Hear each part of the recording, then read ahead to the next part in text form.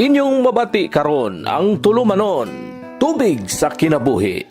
Ang tubig sa kinabuhi, hatud kanato sa GCIL ug watersoflife.net. Ug karon ania si Brother Lloyd Galion. Musta og may adlaw kanatong tanan? Welcome na usab sa tong pagpanag-uban ng hinaot ko nga nakas kapiskay sa panglawas.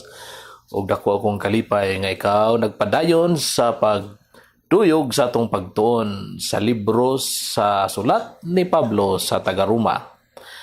Ang atong isgutan karon may tungod sa kita gimatarong pinaagi sa grasya ug dili pinaagi sa sugo. Pasahon ta ang Roma 4:13 ngadto na sa 18 matud pa. Gisaad sa Dios kang Abraham ug sa iyang mga kaliwat nga maiya ang kalibutan. Gihimo kining maong saad dili tungod kay gituman ni Abraham ang balaod, kundi tungod kay mituo siya og gihimong matarong sa Dios. Kay kun ihatag ngadto sa mga tawo nga nagtuman sa balaod ang mga gisaad sa Dios, walay kapuslanan ang pagtuo ug kawang lang ang saad sa Dios. Ang balaod nagdala sa kasuko sa Dios, apan kun walay balaod, walay kalapasan. Busa ang saad madawat pinasikad sa pagtuo aron maangkon gayud kini ingon nga gasa sa Dios alang sa tanang kaliwat ni Abraham. Dili lamang kanila nga nagtuman sa balaod kundi niadtong nagtuusab sama kang Abraham, kay si Abraham mao ang espirituhanong amahan natong tanan. Sumala sa giingon sa kasulatan, gihimo ko ikaw nga amahan sa daghang mga nasod.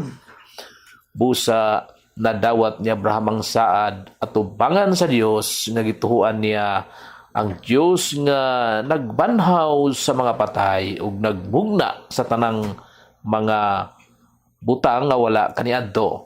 Mitug milawom si Abraham bisan sa panahon nga wala na siya paglaom nga makaanak pa. Busa kung nahimo siyang amahan sa daghang mga nasod, sumala sa gingon sa kasulatan, ingon kadaghan sa mga bituon ang imong kaliwat. Makanto ang pulong atong hisgutan ang buti pasabot sa dihang iyang gisaway ang sayop nga pagsalig sa mga Hudyo sa pagpatuli.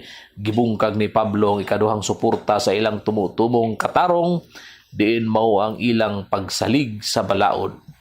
Ang katawhan sa kamingawan nagtuo nga ang Dios naglingkod sa lapida sa kasabutan. Diin iyang gipadayag iyang kagalingon og mihari sa kalibutan.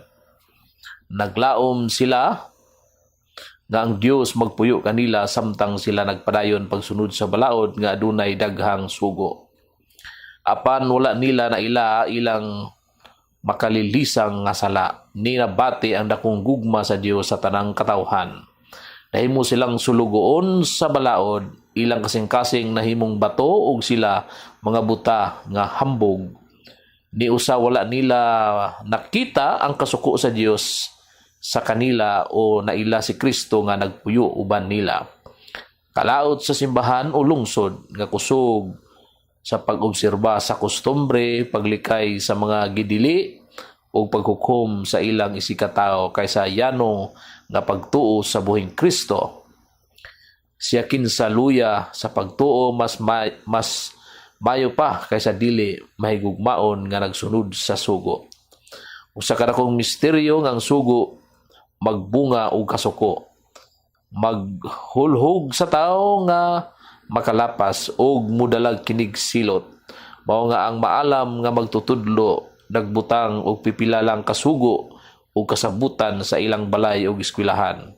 Kay si Kristo naglain kanato diha sa gugma, pagsalig, pagantos o pagpasaylo og dili sa pagkaulipon sa sugo og balaod, diha sa ilang strikto nga pagsabot o sa ilang grabe nga silot.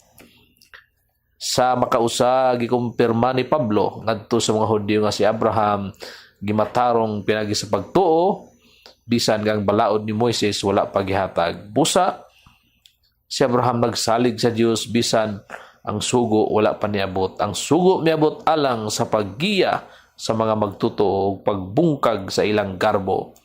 Ang pagtuo sa kaluoy sa Dios mao'y tinuod nga gahom ug nag-andam kaniya ngadto sa maayong buhat, samtang ang sugo nakigbatok, gasaway, gasilot ug mopatay kanato. Wala mitan-aw si Abraham sa iyang mga buhat ug nagsunod sa sugo apan milantaw sa mga gisaad sa Dios ug misalig sa iyang Ginoo. Nahimo siyang gihemplo ug espirituhanong amahan sa tanang magtutuo.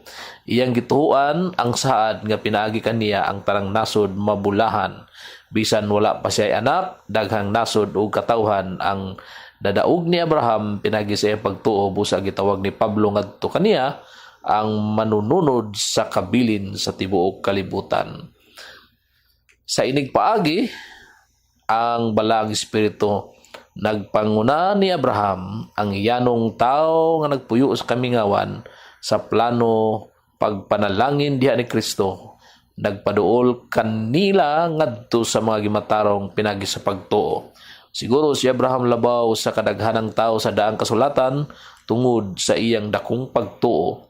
Nagsaad ang Dios nga siya iyang kung sa iyang similya iyang bendisyonan ang tanang katawhan sa tibuok kalibutan. Ang pasabot sa similya mismo si Kristo. Sa mga Hudyo ang pulong nga similya gapasabot sa usa ka tawo og mipamatuod ang apostol nga kini mao si Kristo ang gisaad ngadto kang Abraham. Busa kadtong gimatarong pinaagi sa paglansang makapanag-iya sa langit uban sa tanang bahandi tungod sa iyang pagtuo ni Kristo mo'y makapahiusa nila sa kinabuhi, gahom o panalangin sa Dios. Duol sa manuluwas aron ikaw mabuhi gikan sa kamatayon. Kung ikaw magpadayon sa iyang pulong ang balang espiritu,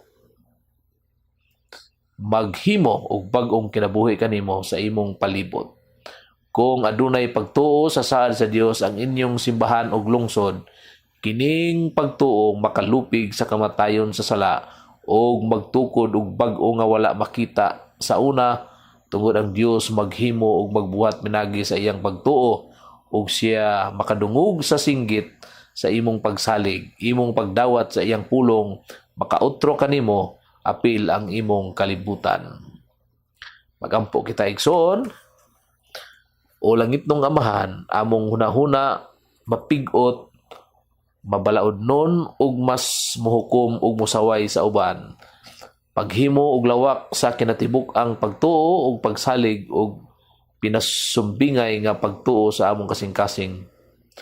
Ug himua imong balang espiritu nga mopahinungod kanamo sa pagkigugma kaisog kabag-uhan aron kadtong namatay sa sala babuhi ug imong pagdaig mo kaylap sa among nasod.